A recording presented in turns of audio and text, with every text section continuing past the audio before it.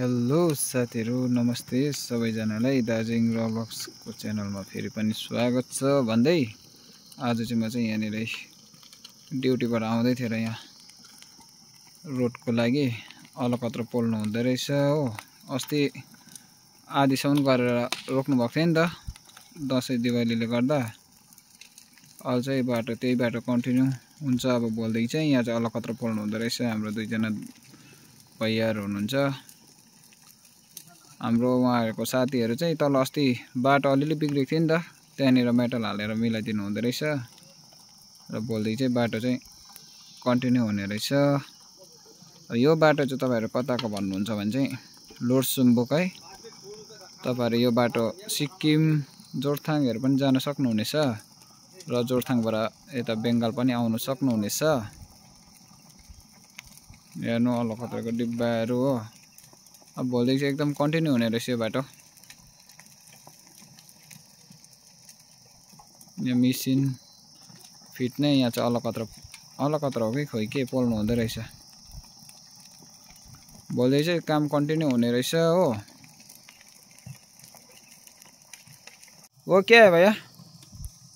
ओ नहीं ये वही तो अलकतरा उठाने का। अलकत्र उठाने का ये वो अलकत्र है ना? हाँ। यार काम कब से होगा भैया? कल से होगा? कल से ना? नाम क्या है आपका?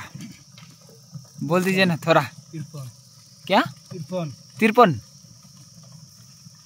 आपका घर? और भी लोग थे कहाँ गए? नीचे कल से तो इधर ही होगा शायद। नीचे होगा। नीचे इधर कितने लोग हो गए कल से? इधर 5 आदमी। 5 आदमी। ओ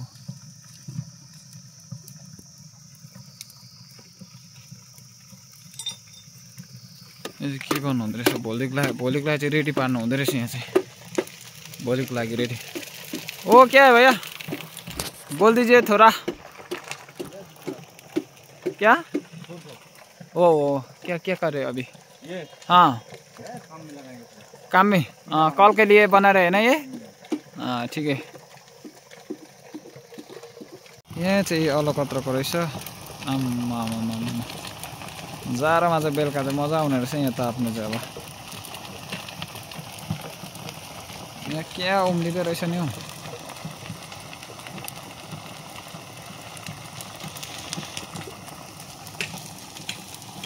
यता माथि चाहिँ सुम्बुक बजार है।